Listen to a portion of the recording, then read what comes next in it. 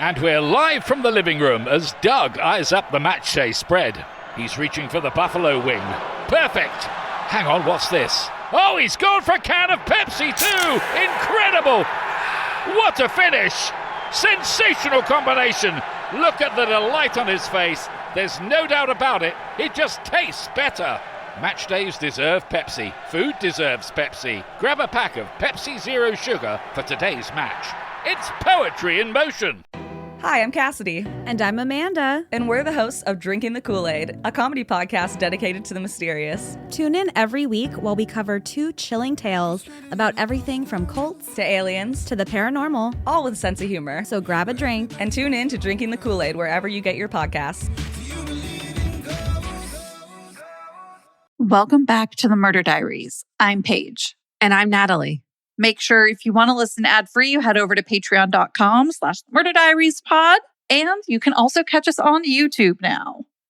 On a Sunday night in February of 2025, 18-year-old Megan Trussell left her dorm room on the campus of CU Boulder after having a fight with her roommate. She walked through the campus alone in bitter cold temperatures, almost 20 degrees Fahrenheit. Then she vanished. 6 days later, Megan's body was found in a culvert about 3 miles away from her dorm room.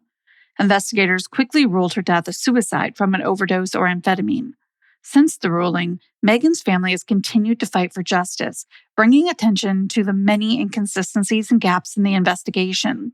They hope that with increased attention, the outrage will spread and law enforcement will have no choice but to address the countless questions that still linger and provide both Megan and her family with real answers. This is her story. Used to think it's in my head, but I'm walking with the dead. Megan Piper Trussell was born on September 12, 2006 in Denver, Colorado, to parents Vanessa Diaz and Joseph Trussell. She has an older sister named Lindsay, who she was very close to. She graduated from Northfield High School in Denver, then went on to attend the University of Colorado Boulder and planned to major in film. She loved everything about movies and production, and her favorite films to rewatch were Knives Out and The Birdcage. After her first film class in college, she texted her father, "I just had my first film class, and my assignment is to watch a movie and then comment on it. College rules." She owned a Fender Mustang bass and loved to play. She loved all types of music and never missed a chance to show off her vintage CD collection. She loved dyeing her hair funky colors. She initially started out just doing small pieces in front, then started doing the whole thing. Oftentimes, she and Lindsay would dye their hair matching colors. According to a post made by her mom, Vanessa, Megan had her own sense of style. She knew exactly what she liked, and her conviction gave her kind of a quiet confidence. Whether it was bold eyeliner, a vintage jacket, or something unexpected she found at a thrift store, she wore it with ease. Not to impress, but always to express. Her style wasn't about trends, it was about authenticity. And in that way, it was unmistakably hers. Megan's obituary describes her as a sweet, empathetic soul with an innate ability to find humor in any situation. She was a natural artist, filling sketchbooks with illustrations of life and friends. She also had a compassionate, innate ability to understand her loved ones, always making them know with her unique wit, perspective, and love that she was their best friend. If you knew Megan, then you know there has never been anyone like her. One of Megan's childhood friends, Madison, said that she was super quick-witted, which meant she always had a great joke or a snappy comeback, saying, "I can't even remember a time she was ever feeling down or anything."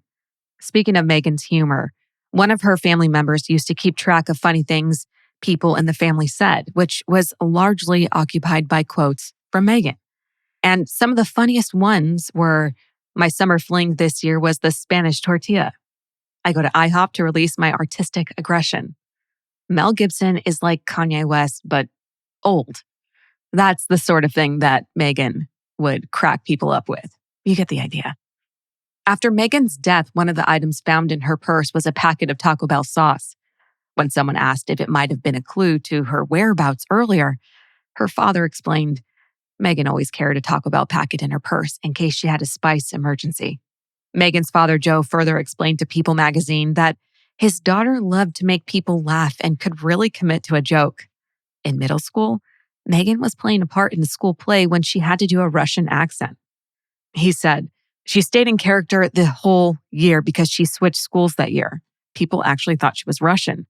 That's just how she was. She could make any situation fun, and that's how she lived her life. In January of 2025, Megan started her second semester at UC Boulder. She enrolled in several courses, including a photography class and introduction to screenplay. Around that same time, Megan started dating a guy she met, and she was excited for what was to come during the spring semester. On Saturday, February 8th, 2026, Megan talked to her mom, Vanessa, on the phone. She told her that she was going to hang out with her boyfriend the next day. The two also talked about an upcoming birthday party from one of Megan's cousins and how excited Megan was for the party. Over the next few days, Vanessa and Megan's dad, Joe, texted Megan a few times and didn't get any responses. This was abnormal. However, Megan was 18 years old, in college, and living away from home. They tried to give her a bit of space and write it off for a little bit, despite her being the kid who always responded. A few days later, on February 12th, Joe, Vanessa, and Lindsay all realized that none of them had spoken to Megan since the 9th. Vanessa checked Megan's cell phone records online and saw there was no activity since that same day, the 9th. Joe looked at Megan's debit card account and saw that there had also been no activity there since the 9th. That told them that something was very wrong. Vanessa quickly started reaching out to everyone in Megan's call logs. One of those calls was to Megan's roommate, Haley. Now, Haley said she hadn't seen Megan since the evening of February 9th. Even though it had been a few days, she hadn't notified anyone. According to Vanessa, Haley didn't seem concerned either about not having seen her. This prompted Vanessa to contact CU Boulder police to report Megan missing. Their first response was to say that she was probably staying with friends and would turn up soon. Her family immediately pushed back and said that it was not the case. If she were staying away from the dorm, she likely would have stayed with her sister, Lindsay, because Lindsay lived nearby.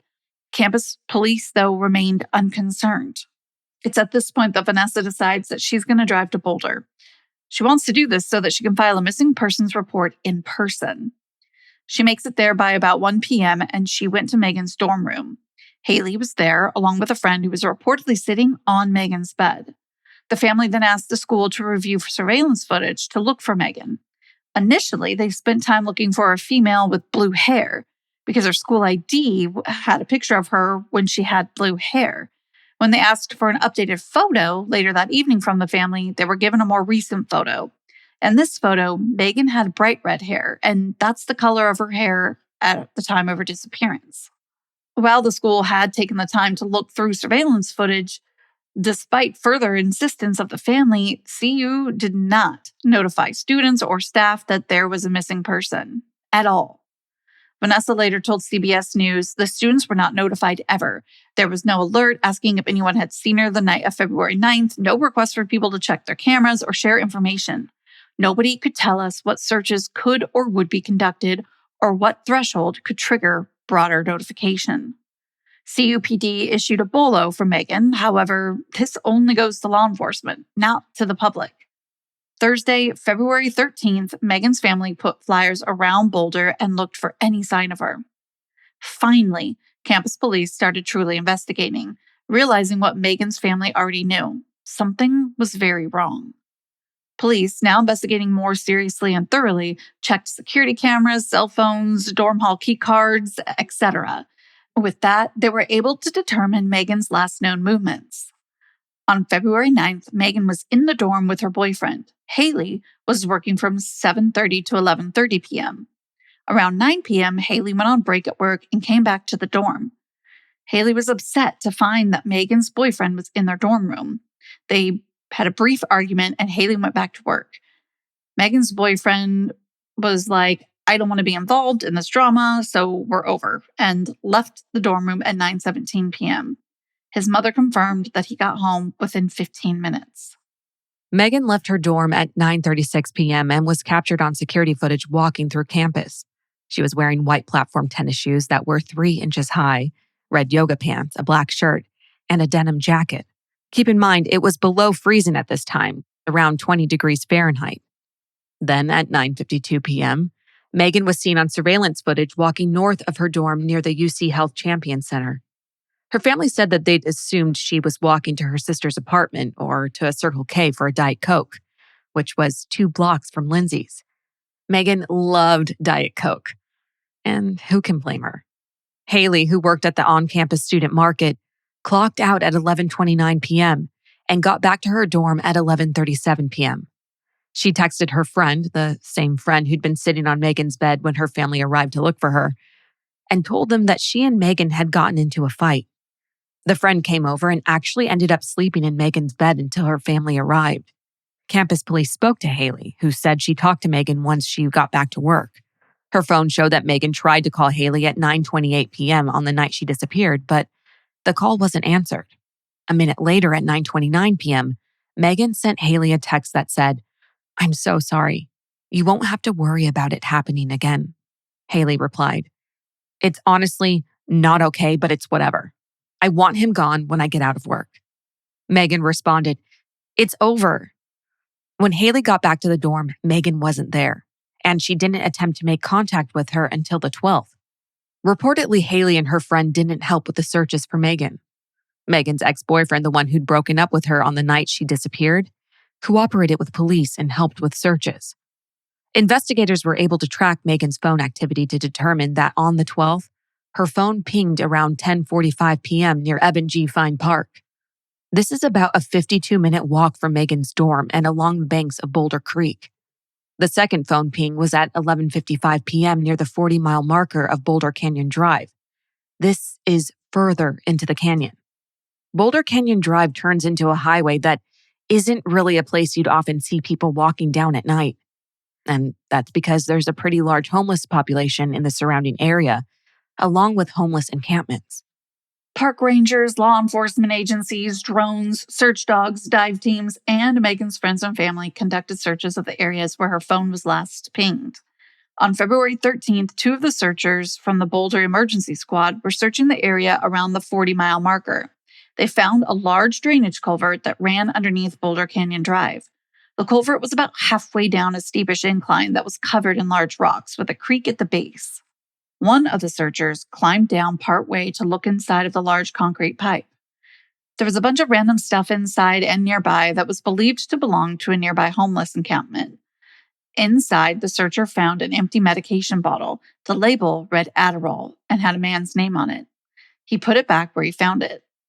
His search partner was on the other side of the creek, watching him, and saw nothing abnormal. That same day, the Colorado Bureau of Investigation issued a statewide missing Indigenous person alert. CU Boulder police announced that they were supporting the Boulder Sheriff's Office in the official investigation and receiving help from local state and federal law enforcement, including the FBI. Vanessa said that the CUPD did not contact CBI and that it was Senator Janice Marchman who did so on February 14th. On February 15th, now 6 days of Megan being missing, another search was conducted in the Boulder Canyon area. Vanessa and Joe were both involved in the search, and it was starting to snow. Weather conditions were definitely a concern for Megan's well-being as well as the search. Around 12:30 p.m. that same day, rescue trucks responded to a reported road closure in the area of mile marker 40. Yes, the same mile marker where 2 days before the 2 searchers were. Volunteers weren't told what was going on, but they were hopeful that something had been found involving Megan. 2 hours later, the search had been called off due to heavy snow and dangerous conditions. At 3:30 p.m., officials confirmed that a body had been found at that mile marker 40 area, 3 miles from Megan's dorm. You see, earlier that morning, 2 park rangers were walking through that area when they looked down that same slope and culvert that was searched a few days prior, like I mentioned, and they saw a body laying on top of the rocks and alerted officials. In what has been repeatedly described by law enforcement as a hard-to-reach spot, the only safe way to reach the body was by rappelling down the slope. Once they did, they found a deceased female matching Megan's description.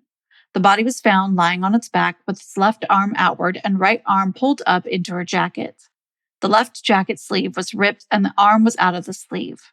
She was wearing red pants, a black shirt, and a jean jacket that was still buttoned, but bunched up around her midsection.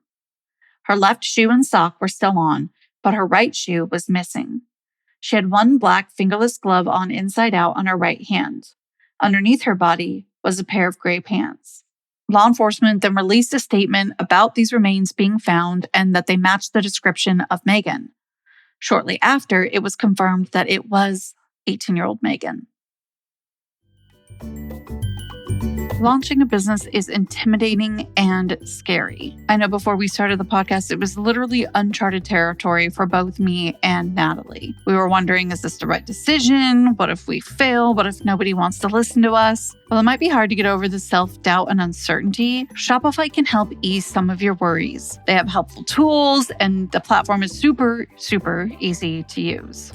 Shopify is the commerce platform behind millions of businesses around the world. It accounts for 10% of all e-commerce in the US from household names like Rhode, Rare Beauty, and Skims. What's great about Shopify is that you can get started with your own design studio. They have hundreds of ready-to-use templates that help you build a beautiful online store that matches your brand's style. You also can get the word out like you have a marketing team behind you by easily creating email and social media campaigns wherever your customers are strolling and scrolling. And don't worry, while you're busy tackling all those important tasks with Shopify, like payments, analytics, their 24/7 customer support, award-winning, by the way, is always there to help and share advice. It's time to turn those what ifs into with Shopify today. Sign up for your $1 per month trial today at shopify.com/murderdiaries. Go to shopify.com/murderdiaries. That's shopify.com/murderdiaries. Choice Hotels get you more of what you value. Comfort Inn, it's calling your name. Save on the stay. Oh, and free waffles are yours to claim. Book direct at choicehotels.com. Immediate reactions from Megan's family and friends was devastation. They had so many questions. How did Megan end up in that culvert? What happened after she left her dorm? Who hurt her? The family didn't understand why Megan's body wasn't seen during earlier searches of the area, especially since that specific area was searched at least once. Remember, Megan had red pants and bright red hair. Though her body was covered in 2 to 3 inches of snow, it had only started snowing shortly before she was found. So she wouldn't have been covered in snow beforehand. It was also noted by Megan's family that Megan's body was visible from the road. According to Megan's mom, Vanessa, one of the first deputies on scene reported seeing a body wrapped in a black tarp or blanket. Part of the BCSO report reads, Sergeant Ziz showed me what appeared to be a human body wrapped in a black-colored blanket or tarp, partially obscured by snow. And for whatever reason, this tarp or blanket wasn't taken into evidence. There were other things missing as well. For example, where was Megan's shoe? Where was her purse or her cell phone? When law enforcement confirmed that the body belonged to Megan, they also said there was no threat to the public or students. As days turned into weeks, it became very clear to Megan's family that law enforcement believed her death was a suicide, despite very little evidence pointing towards that conclusion. Then on March 12th, the Boulder County Sheriff's Office released a statement saying, based on the circumstances known at this time, foul play is not suspected. However, the case remains open and under investigation. Then on March 2nd, there was finally movement in the case. Investigators traced Megan's cell phone to a resale kiosk inside a grocery store in Boulder. Police determined the phone had been sold there by a 50-year-old homeless man named Elliot Michael Before. According to Elliot, he'd gotten the phone from another homeless man. A few months later, on May 14th, Elliot was arrested and charged with theft and false declaration to a pawnbroker before eventually being released on bond. But even then, it still didn't answer the bigger question everyone kept coming back to. How did Megan's phone end up separated from her in the first place?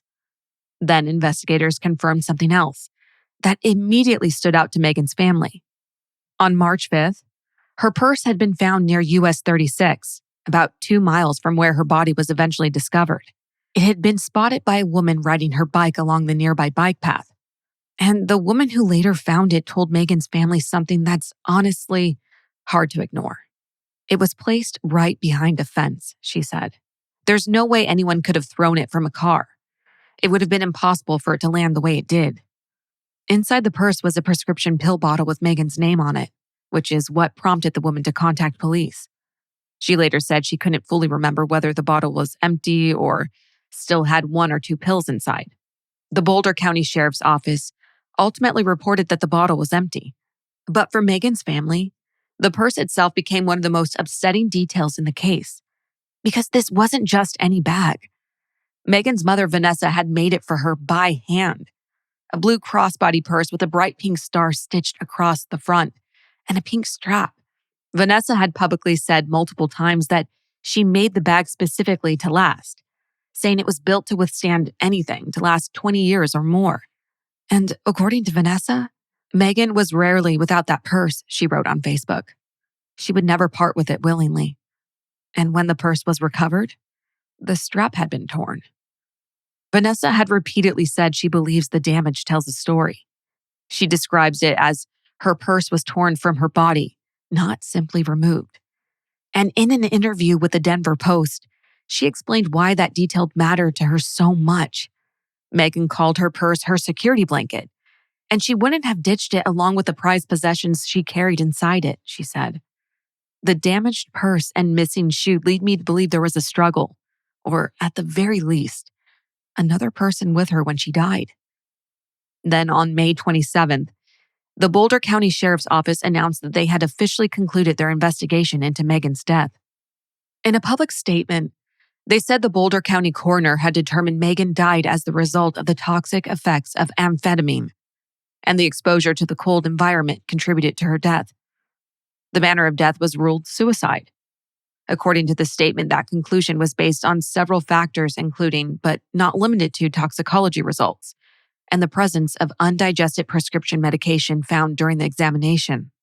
The sheriff's office also stated that investigators found no evidence to suggest that Megan was physically harmed or killed by another person. Megan's family immediately disagreed with this ruling.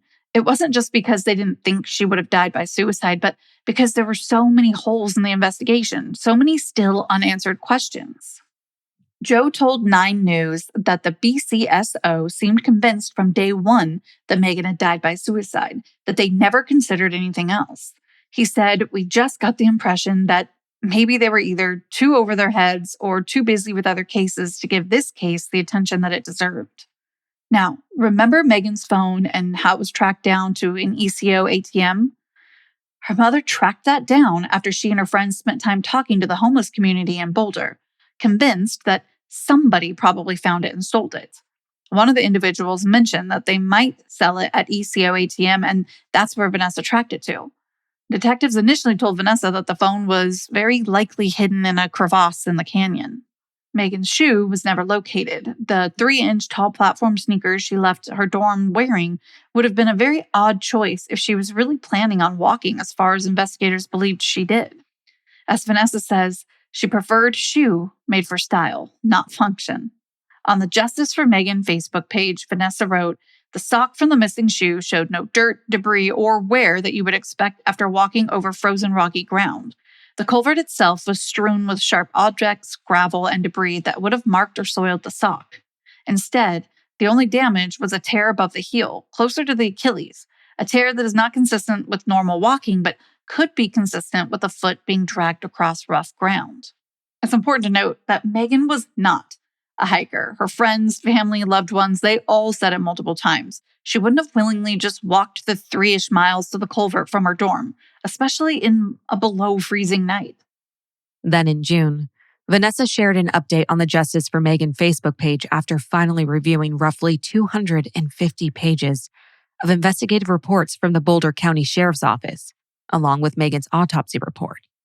And after going through everything, she said there were multiple details that deeply concerned her.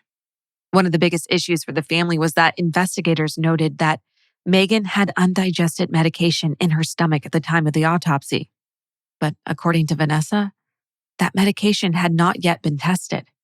She also said that fingernail clippings and several other various swabs collected during the autopsy were never tested either. And then there was the issue of the black tarp or blanket. If you remember, There was an initial deputy on scene who reportedly documented this black tarp or blanket near Megan's body. Well, when Vanessa went through the paperwork, this is when she learned that that item was never logged into evidence. And yet another detail also stood out. There was reportedly blood found in the culvert above the location where Megan's body was discovered. Vanessa said that blood was never tested. But for the family, some of the biggest questions centered around Megan's injuries themselves. Vanessa wrote, "They didn't have an expert do a forensic analysis of injury patterns that spread across her body." She said the pathologist told detectives the injuries were consistent with the terrain, but that the pathologist had never actually visited the scene and couldn't tell us definitively how this pattern of injuries occurred. During a meeting between Vanessa, Joe, and the coroner, the family was told Megan had bruising on the back of her head, chipped teeth, and blunt force trauma injuries. According to the family, the coroner didn't believe those injuries contributed to Megan's death and suggested they could be consistent with a fall. The autopsy itself documented several injuries, including small abrasions on Megan's forehead, the bridge of her nose, her chin, and lip. It also noted 2 red contusions measuring roughly 1.5 by 2 inches on the back of her scalp, along with abrasions and contusions to her chest, lower right abdomen, left hip, and lower back. And while the autopsy described damage to Megan's teeth as chips along the tips of several teeth, Vanessa publicly disputed that characterization. She said photos showed a missing canine and a severely broken incisor. On July 16th, the coroner's office published an updated autopsy report after Joe demanded that they test the undigested medication in Megan's stomach. They ruled that Megan's cause of death, the toxic effects of amphetamines, was based on the significant level of amphetamine in her blood system and the, quote, abundant amount of pill material found in her stomach. It was described by one pathologist as a softball-sized mass. Vanessa wrote that the autopsy never quantified how much of that material was actually Adderall. Toxicology shows the stomach contents were 93 to 95% something other than Adderall, and the substance has never been identified. The updated autopsy, which was only done after the family's insistence, tested the contents in Megan's stomach, finally, and it confirmed that presence of amphetamine and ethanol was consistent with degradation of biological material or decomposition. The level of amphetamine in Megan's stomach was significantly higher than the amount in her blood. The Boulder County forensic pathologist Meredith Frank told Joe and Vanessa during a meeting that, quote, the only fatal condition is that her entire upper esophagus and stomach was filled with pill material. It's the most I've seen in my 14 years of experience. Megan was prescribed and took Adderall, but the amphetamine level in her stomach was 1.7 million milliliters. Joe says that this would equal about 68 of Megan's 25 milligram Adderall capsules. It's important to note here that trying to calculate Megan's specific toxicity with this many milliliters in her system is very difficult because toxicity, to calculate it, you have to know someone's size, digestion, what they've eaten. There's a lot of factors that go into trying to figure out the toxicity level. Vanessa also took issue with the way the Boulder County Coroner's Office presented the findings related to Megan's gastric contents. On the Justice for Megan Facebook page, she wrote that the extremely large number used in the report sounded alarming on its face. But when translated, it came out to roughly 1.7 milligrams. And according to Vanessa, there were several reasons she believed that figure was misleading and not an accurate representation of what was actually in Megan's stomach. Over time, Vanessa became more vocal about what she believes happened to her daughter. In interviews with multiple news outlets, she said that she believes Megan was forced to ingest the pills found in her system. And on Facebook, she tried to put the toxicology findings into perspective in a way that people could physically visualize. She wrote that, according to Google, approximately 704 Adderall prescription capsules would be needed to equal the volume of a softball. So that's around 23 prescription bottles. And really, that's what the family kept coming back to. Not necessarily claiming they had all the answers, but feeling like the official explanation left too many unanswered questions behind. Megan's father, Joe, summed up that frustration during an interview. One thing that kind of gets me is how it's being portrayed that this is conclusive, he said. It's not. It's another piece of evidence that raises more questions than answers. Not only was there evidence and a lack of investigation that didn't add up to Megan's family, Vanessa said there were things that just didn't make sense. Vanessa told 9 News she hated hiking. She was also afraid of the dark. She had no history of self-harm, self-injuries, suicidal ideations. There is camera footage from the campus that shows Megan walking on campus at 9:38 p.m. and at 9:49 p.m. Again, this footage is all from on campus. There is no known footage of Megan leaving campus, despite some officials saying that Megan was last seen leaving campus. That's just not true. Vanessa spoke with another news outlet, Fox 31, regarding the location where Megan supposedly took her own life. It's not a place where college girls go. It's not a hangout for them. It's dangerous. It's baffling how she got there. On top of that, she only had one shoe. To even get off the path to get to the spot that goes toward the culvert where her body was, next to under the highway, you have to know where you're going. She did not get herself there. There's no way. That culvert is so scary. The detective in charge of that investigation, he didn't go through it. I'm left to wonder if she was carried there. Bystanders also reported that the culvert and surrounding area was filled with trash, water bottles full of urine, hypodermic needles, and other things that were indicative of people living in the area. Vanessa wrote on the Justice for Megan Facebook page, "The culvert is easily accessible by vehicle on the highway. If someone already knows the spot, they can pull off the road, carry a body down into the culvert, and place it out of view with relative ease." With this in mind, Megan's family began collecting hygiene items to put into bags and distribute to the homeless community. This gave them a chance to speak with them about Megan. They hoped that someone might remember seeing Megan on the night she disappeared or have any information about her death. Then, in January of 2026, there was finally a significant development in Megan's case. The Colorado Bureau of Investigation and the Office of Liaison for Missing and Murdered Indigenous Relatives accepted a formal request from Megan's parents to conduct a case review into her death. And this wasn't just symbolic.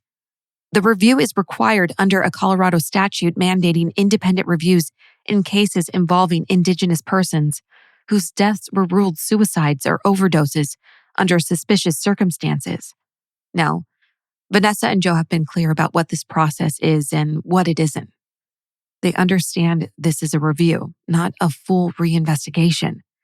But for them, the goal is simple. They want outside agencies to take a fresh look at what they believe were serious gaps in the original investigation, from a lack of video surveillance to her autopsy findings. Vanessa told Denver 7 that what she hopes for most is an unbiased second look. What I'm hoping will happen is that there are people who can take an outside look and really see what I see as confirmation bias throughout the entire investigation, from the minute she went missing. And through all of this, Megan's family has tried very hard to make sure she doesn't become reduced to theories, reports, or debate online. Megan's Aunt Melissa wrote on the Justice for Megan Facebook page that while the family will continue fighting for answers, they never want people to lose sight of who Megan actually was. As we continue to seek justice and answers, she wrote, I want to gently remind everyone that this space is also meant to honor and remember Megan for who she was, not just what happened to her. She described Megan as a daughter, sister, granddaughter, cousin, niece, and a loyal friend, adding that she was a happy young woman who loved deeply and lived with a bright spirit. Melissa wrote about Megan's sense of humor, her laugh, and the way that her smile could light up a room. She was always there for the people she cared about, and her kindness left a lasting impact on so many. And maybe that's the part that matters most here. Beyond all the unanswered questions and competing narratives, there's still a family trying to hold on to the person they loved, not just the tragedy attached to her name. For more information about Megan's case and ways to help share her story, the family encourages people to visit the Justice for Megan Trussell official Facebook page. Make sure to follow us on all of our socials at the Murder Diaries Pod. Subscribe to us on YouTube. It makes a big difference, and we really want to start doing as much video content as we can for you. And until then, Stay safe. bye. Hey, it's Ryan Reynolds here from Mint Mobile. Now, I was looking for fun ways to tell you that Mint's offer of unlimited premium wireless for $15 a month is back. So I thought it would be fun if we made $15 bills. But it turns out that's very illegal. So there goes my big idea for the commercial. Give it a try at mintmobile.com/switch. Upfront payment of $45 for 3 months, $90 for 6 months, or $180 for 12-month plan required. $15 per month equivalent. Taxes and fees extra. Initial plan term only. Greater than 50 gigabytes may slow when network is busy. See terms.